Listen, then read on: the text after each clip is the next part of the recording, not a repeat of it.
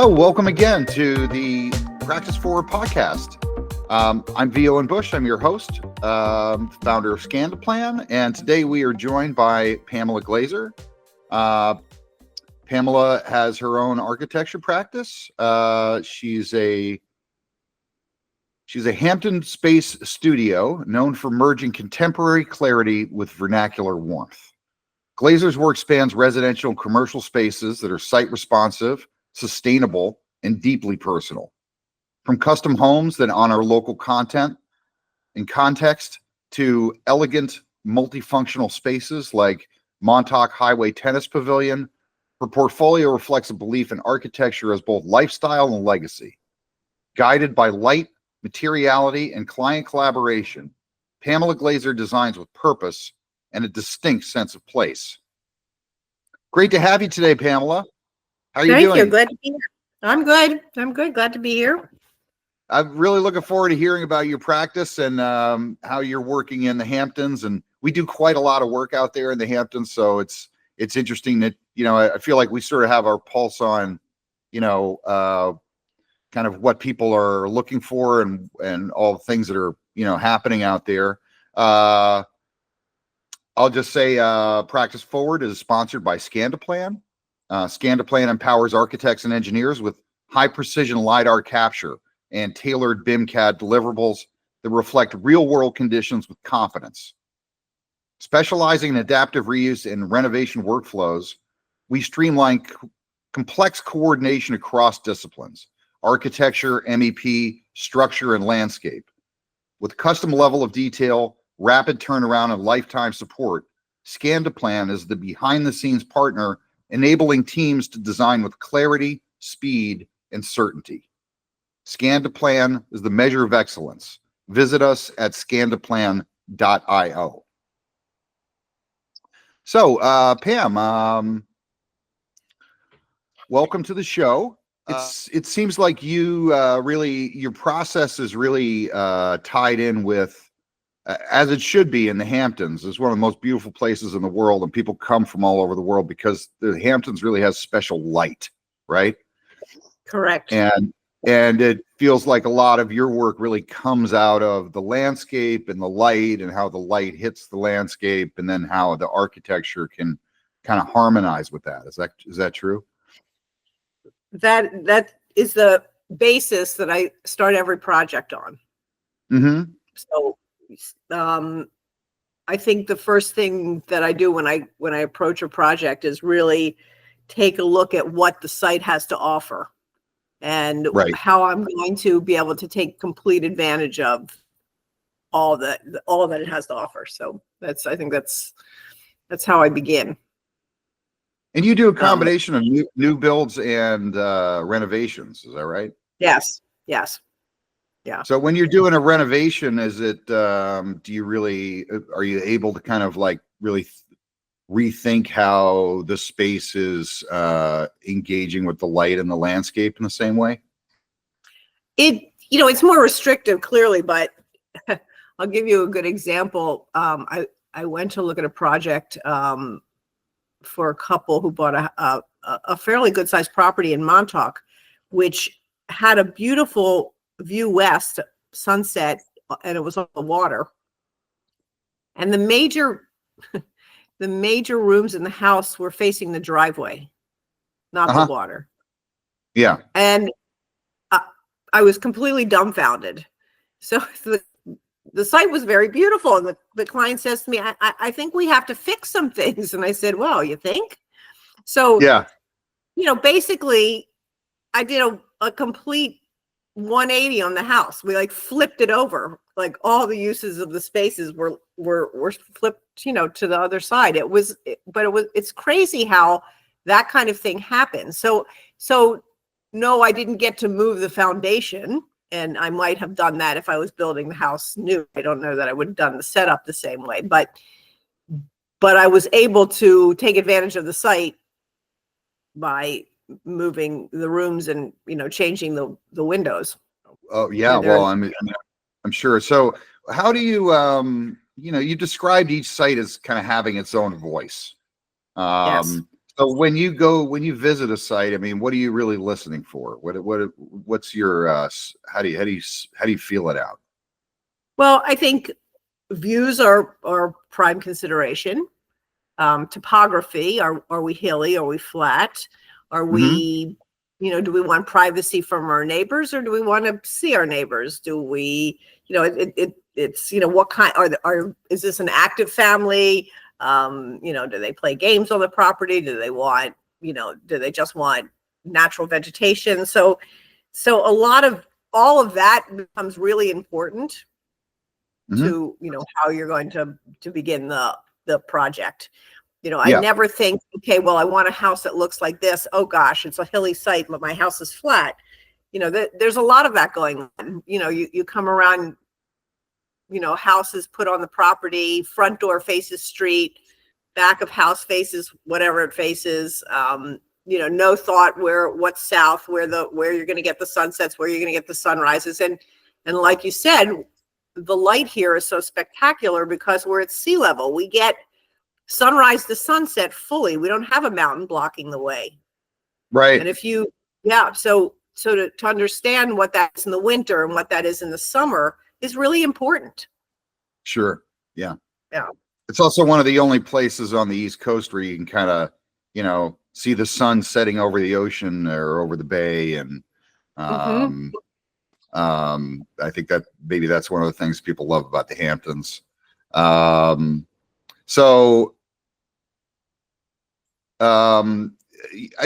You tell me a little more about your background. You started out in fashion, is that right?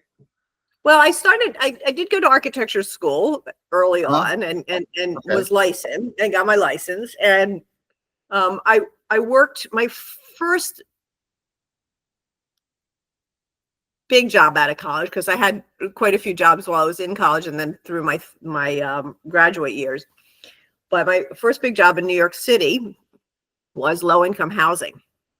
And, I had this premise that I was going to, save the world, kind of, that sure. altruistic value of, doing something wonderful for society.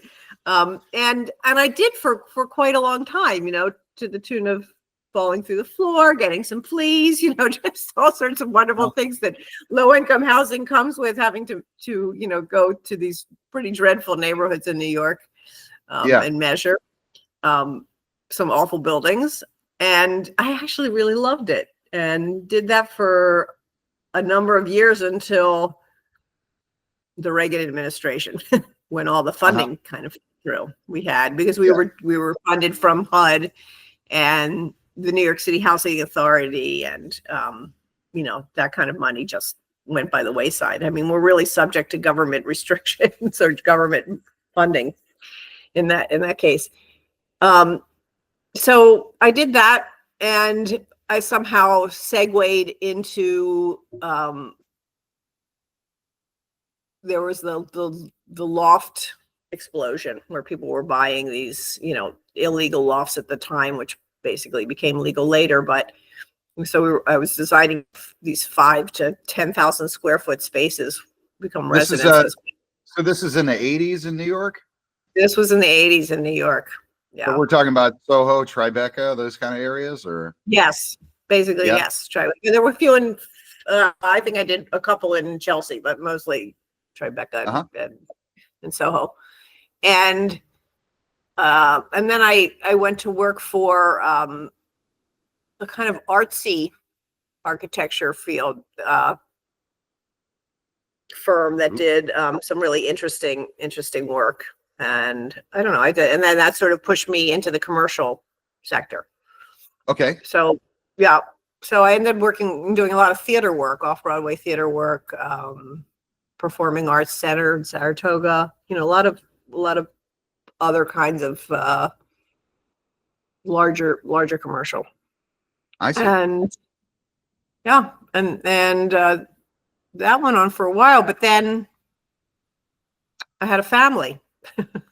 So, and that becomes the dilemma for a mother. You have to make two choices, right? And so I was doing more freelance work, and during that course of doing work, I my husband was in the clothing industry and working with Italian companies in menswear. Okay.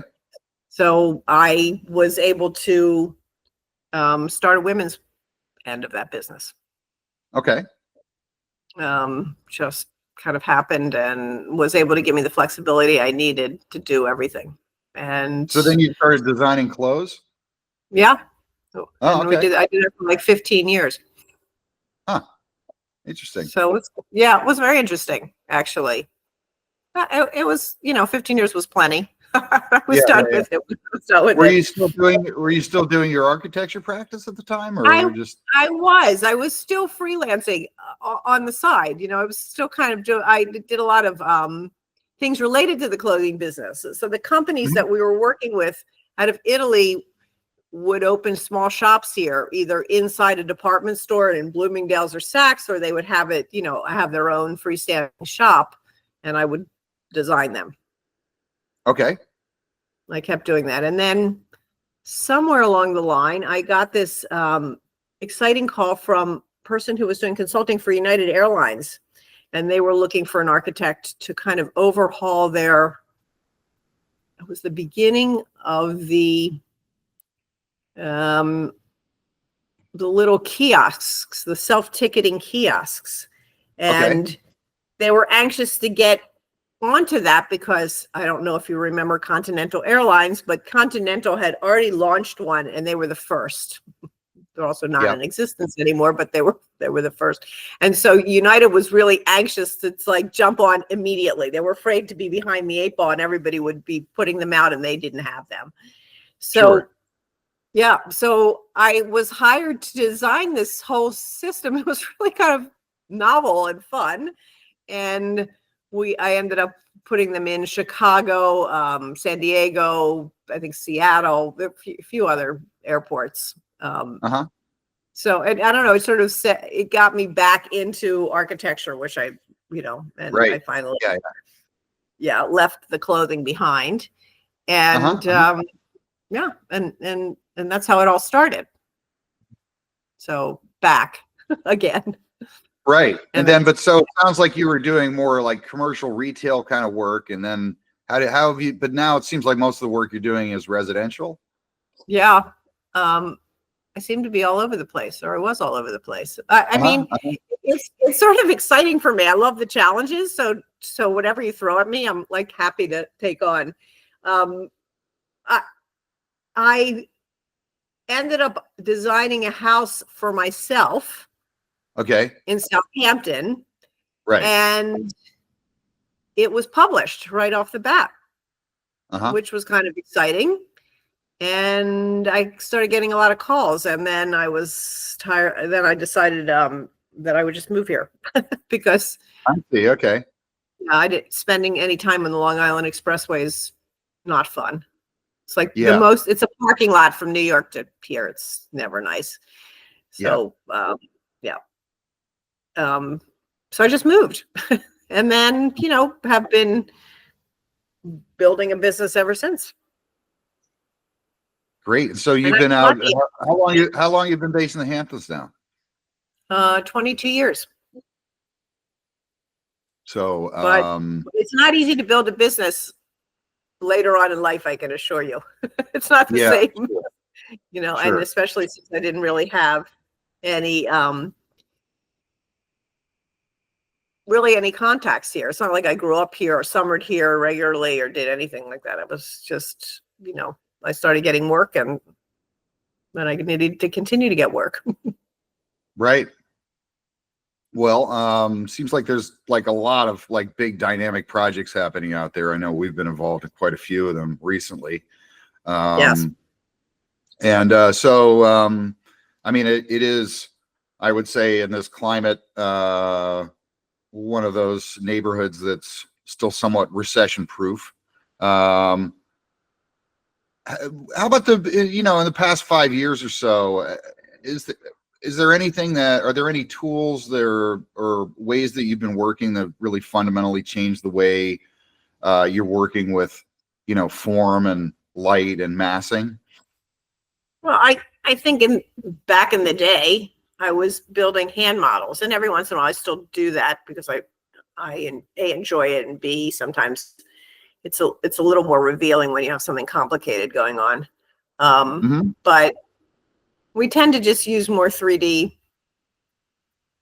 software, and it's faster, and it's easy for the client to kind of get, once you render it, it's easy for the client to get a sense of what's going on.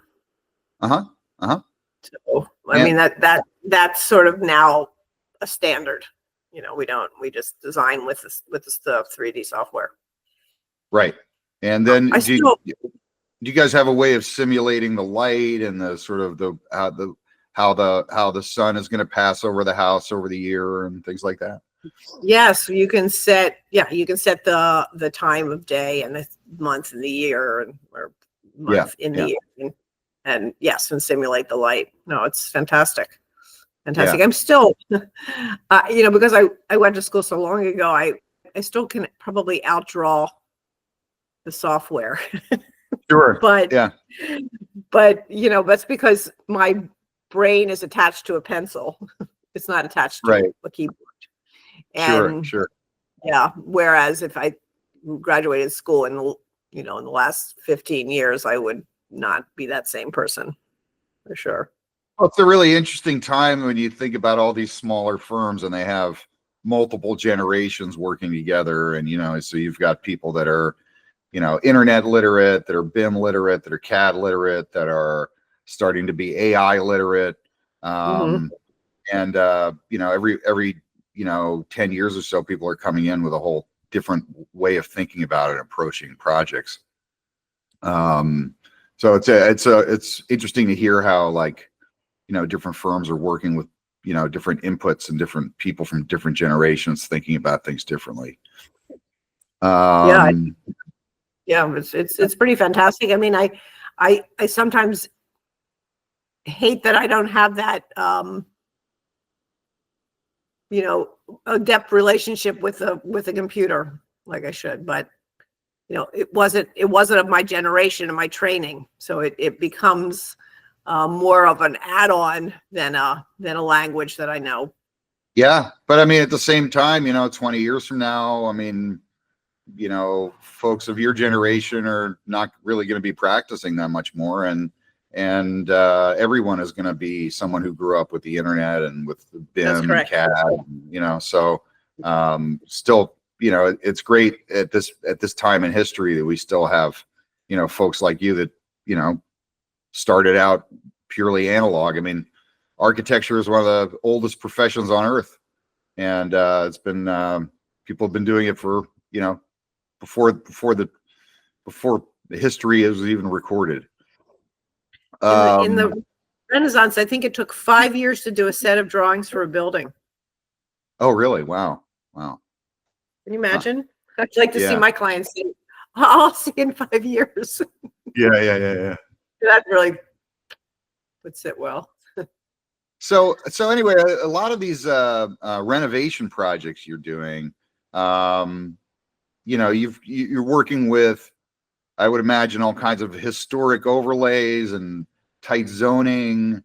So when do you kind of bend with those constraints, and when do you try to push back and really try to push your vision through?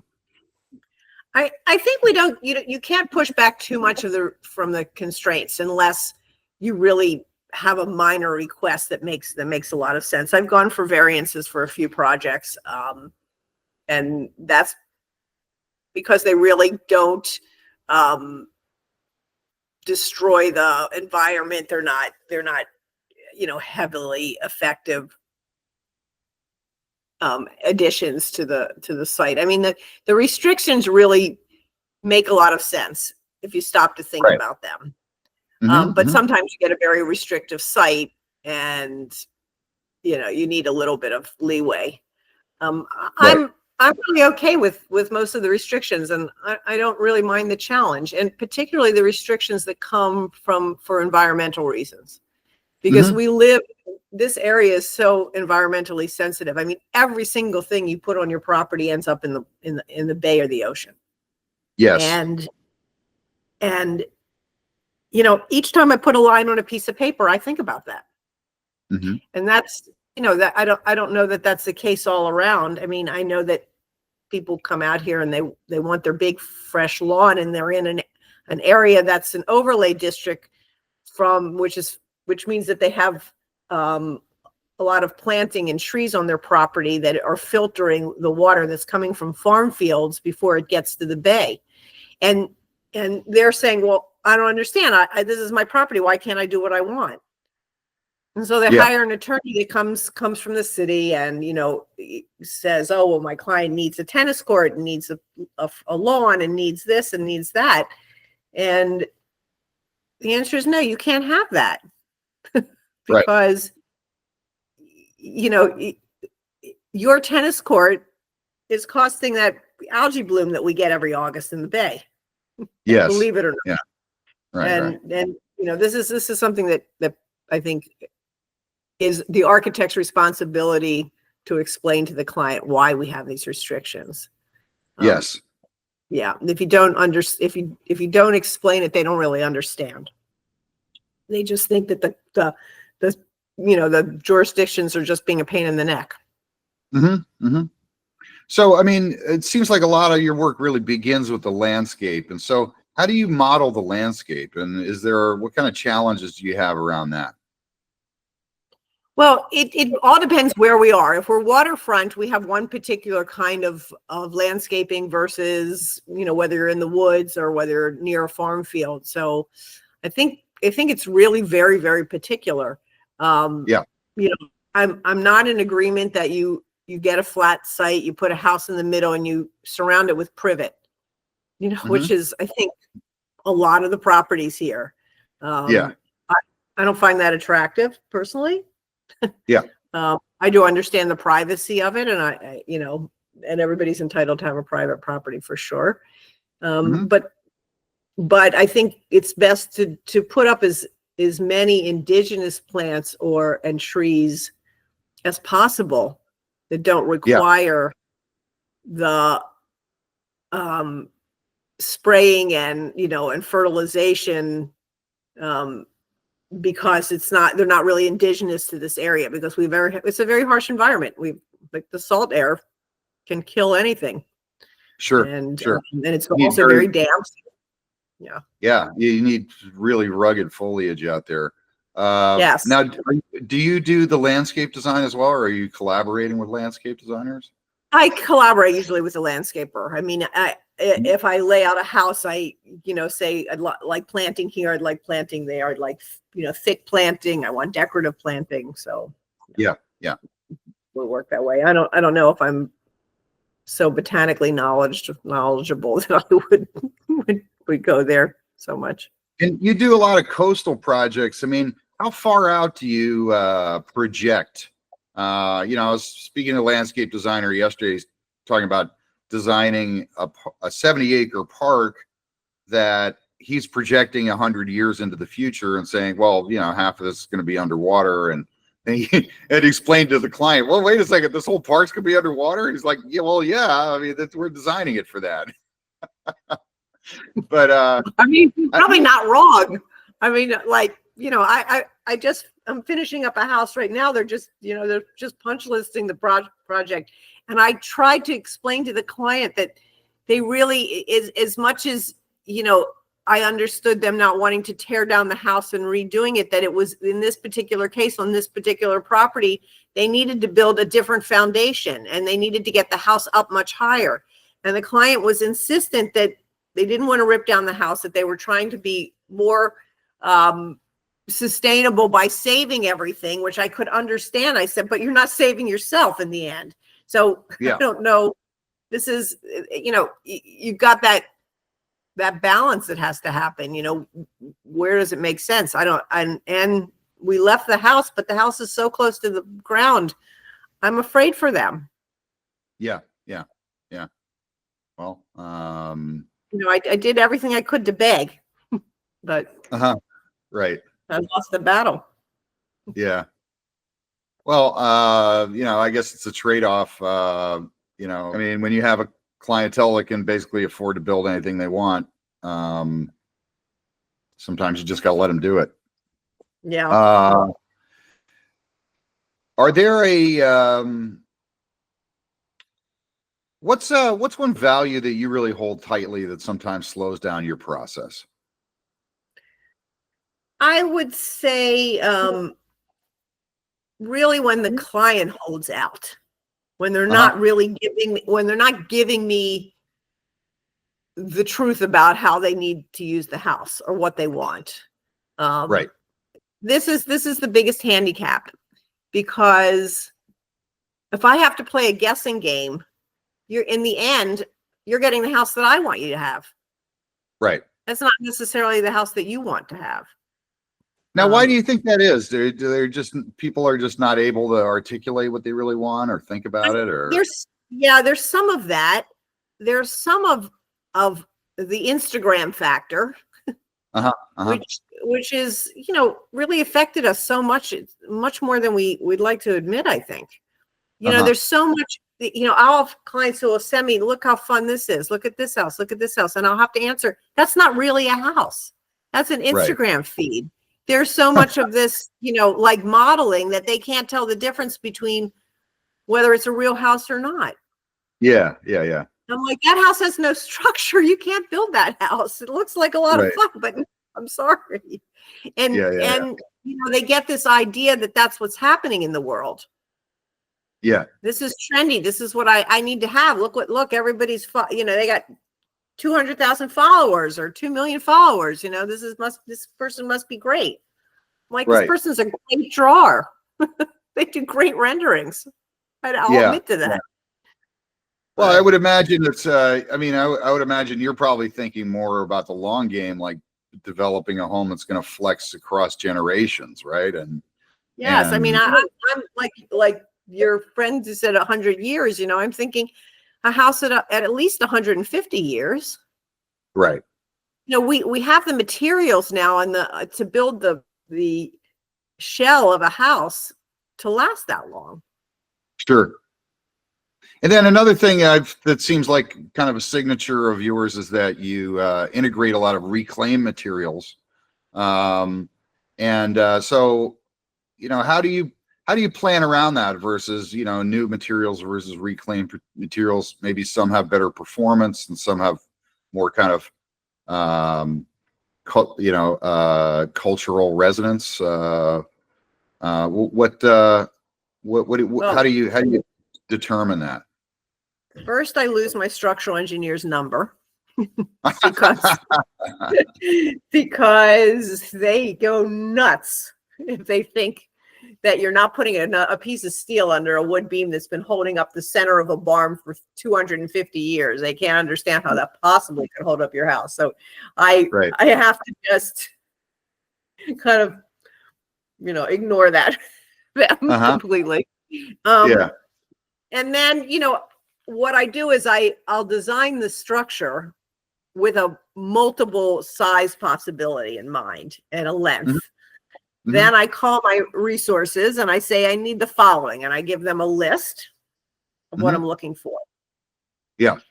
And they'll answer, I got this, I have this, I have this. And then I go back and I make adjustments accordingly. Right. Or I have one guy who actually will go out looking for me, because he buys old barns, so that's what he does.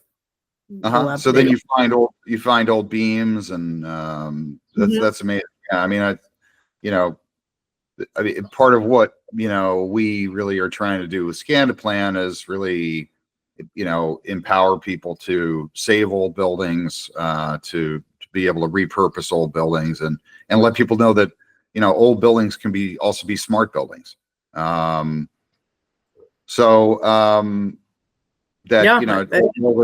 buildings can have the same metrics for adaptive reuse and efficiency as new builds, if they're properly addressed. Yes, we have this thing called spray foam. Has changed the outside walls of a lot of old buildings. Has saved them. Oh yeah. I might need some of that on my rear facade, which is crumbling as we speak. Yeah, I mean, yeah, we used to not be able to, you could stuff as much bad insulation as you could possibly in an old, structure, but now, you can seal it tight. It's pretty amazing. Yeah. So, hey, are there any tools or workflows that you avoid deliberately, just because you don't feel like it serves your process well? How do you mean? I'm not sure. I don't know. I mean, there's like a lot of new tools and shiny objects and things, and I don't know. Has there ever been like, a process that people have been saying you should try, and you said, well, no, I'm going to stick with what works for me? Oh, yeah. There are a couple of trends that, one in particular that I still can't understand how ultimately it works, and possibly it doesn't. There have been, the sort of take on traditional houses, but in a much more modern light. So they've removed overhangs and gutters so that there's like a clean line from the roof, which might wrap right down to the siding of the house. Yeah. I want to know where the water goes. Sure. It's all the houses that are like that are photographed, I think, when they're brand new, like before it starts raining, I guess, because I can't see how the siding doesn't get stained, how the water doesn't just drip down, how you can open your window a little bit without the water running in it. I don't know. I'm still trying to get a handle on that. So that's one trend that I try to avoid, because I can't see how it ultimately works. I know that I've worked on some houses that I've had to fix because of that. So I don't know. I mean, it's one thing I've noticed about architects is people think about architecture as this rigid, people are building these rigid, hard structures, but really architects seem like they're just constantly thinking about motion and movement, because it's the motion and the movement of all the things, the water, the electricity, all the things, the wind, the environment, and that's really what that's what makes the difference between an Instagram house and a real house, I guess. Yes. There's this thing called weather. Yeah. Very interesting. How, I think my first book, I think in architecture school that I had to purchase was called, and I have a feeling it's still being used today, was called Architecture Without Architects. And it basically showed, like, from caveman times how they built shelters and really understood weather, wind, sun, how remarkable they could orient their shelters. And because we have now windows and overhangs and gutters and things like that, we have disregarded all of that. Right. And yeah, I think this is something we need to get back. So yeah, I think. Yeah. Well, it makes a lot of sense, especially in such a striking place as where you live, to really bring it out as much as possible. Some crazy so I would things. say, so I mean, anyway, you're out in the Hamptons. I'm sure you work with quite a few very high net worth individuals, and I've found that with our company, Scandaplan is a bit of a bellwether for the economy, right? Because we're the first people on site. So somebody activates the project, we're the first ones to be there, and our projects are very fast. Our projects are 2 to 5 weeks generally. So we're always looking for new projects, and we're always looking to get started on things. But I can feel it. I can really feel the economy very clearly, because I know how many proposals I have out. I know how long it takes. I can see what the kill rate is on my proposals, because and then I'll reach out to folks like a month after I send the proposal, and they're like, yeah, it's still on hold. We're just waiting. We don't know. There's too much uncertainty. They don't know, or my client ghosted me. I don't know what happened to them. So there's a lot of that going on, right?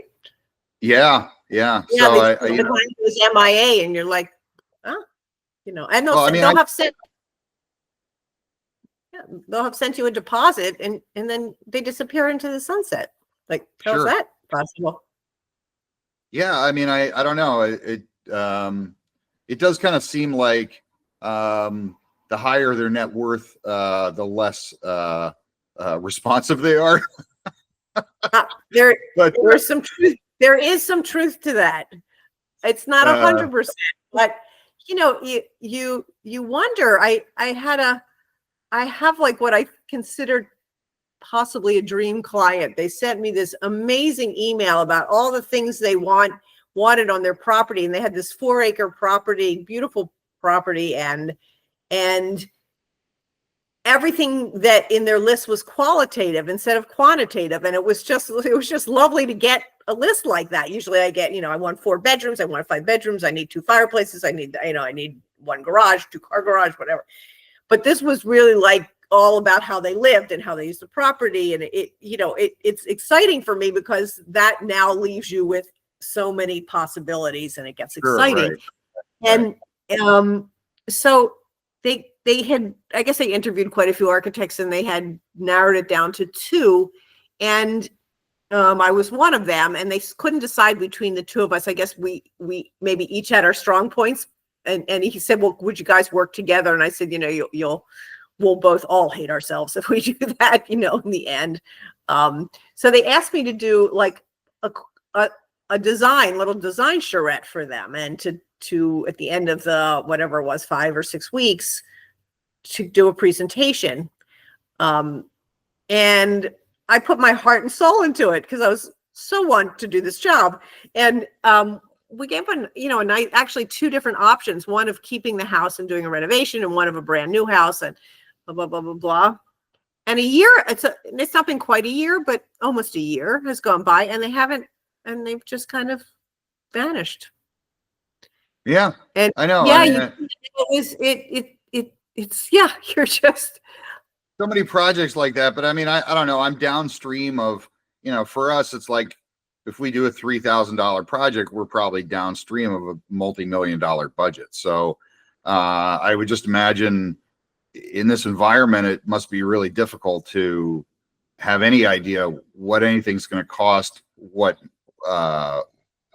interest rates are going to be, what the cost of money is to begin with, let alone all the materials and labor and everything else, right? So materials, you could quote a contractor I was working with, quoted some, I think, decking material for a client, and then 3 weeks later it had gone like up $1 a board foot, which is like quite a substantial increase, probably like a 40% increase in like a 2.5 week period, because we really don't know what's going on, between the tariffs and supply and demand and lack of labor.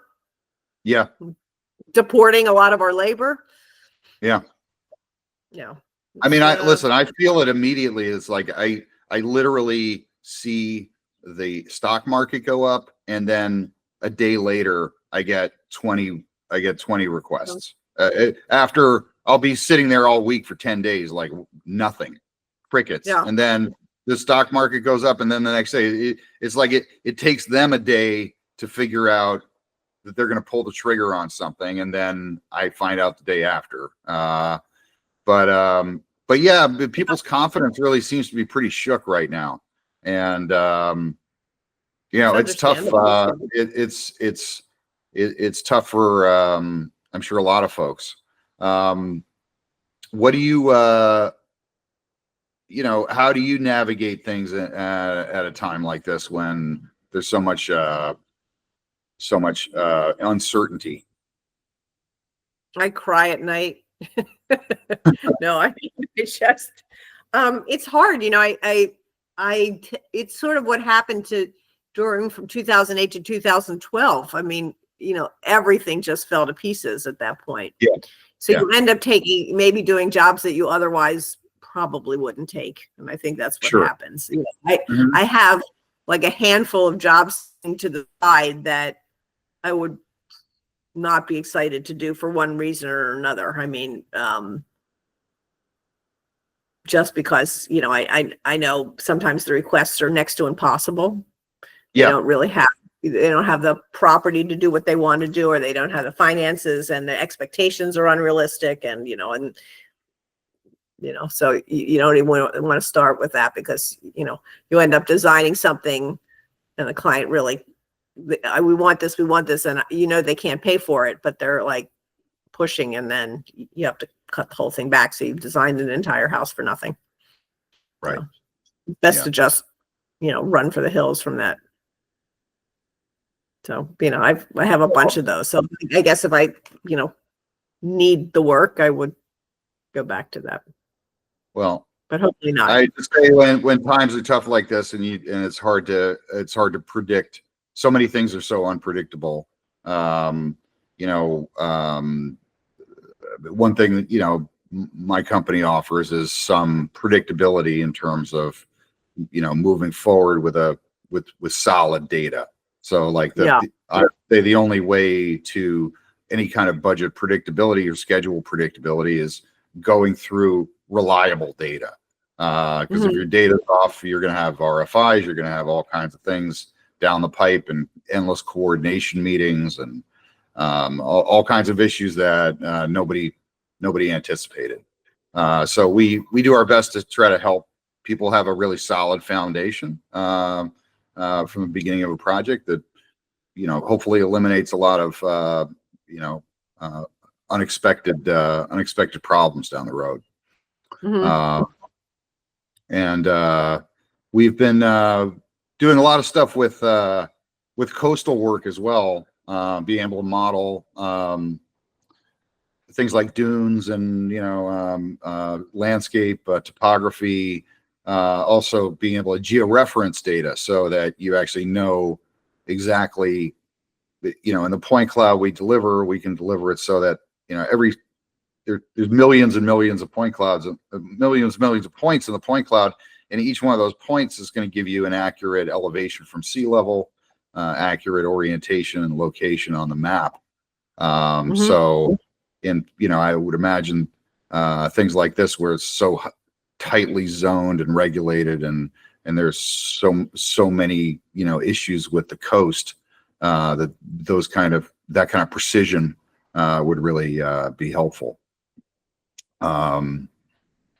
So Pam, you know, looking forward, what are you excited about, let's say in the next 5 years? Are there any like new technologies or things or that you're excited about integrating into your practice? I find that new materials keep coming out all the time. New recycled materials and lighter, you know, just I don't know, you know, different what do I want to say, you know, they're more weather tight,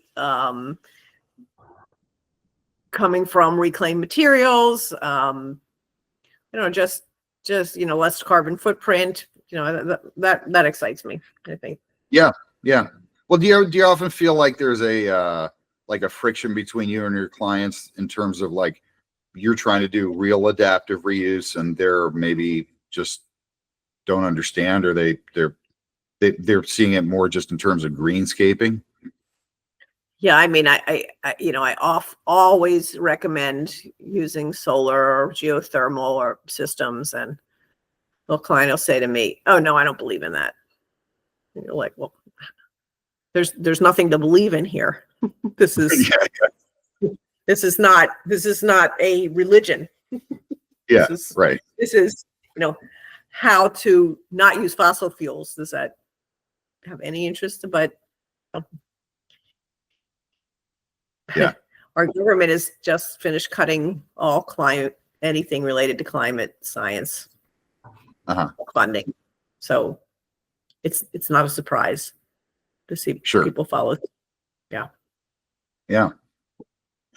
Well, I mean, we keep taking many steps forward and many steps back, and it's interesting to just see where architects are, because they can be so future forward and they can also be so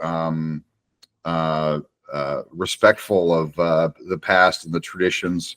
So it's always interesting to see sort of, you know, where an architect's mentality is, projecting into the future, looking into the past, preserving the present. There is definitely a lot more exciting architecture out there, and it has to do with, you know, computer generated drawings, and like these light and materials that can be, you know, bent and formed in places it didn't, and you know, that's a good thing. Well, you know, we're able to, yeah. So we're able to build heavy timbers with, you know, ends of pieces of wood instead of cutting down big trees. You know, there's lots of wood, you know, basically. So I don't know. We're trying, I think, as an industry to decrease our carbon footprint.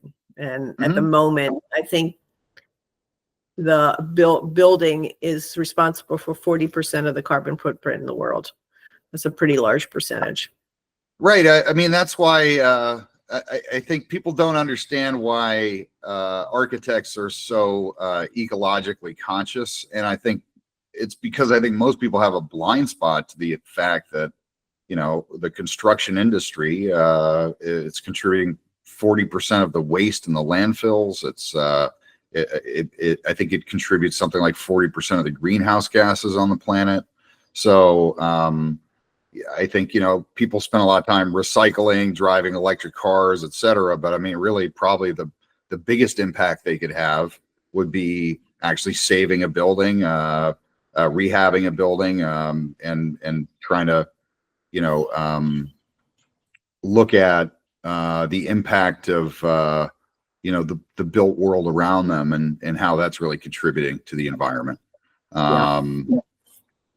So yeah, I sometimes feel like that's a little bit like a insider baseball for architects. Like they all kind of understand these principles, they all know this, but I don't really feel like the rest of the world is really getting it. No.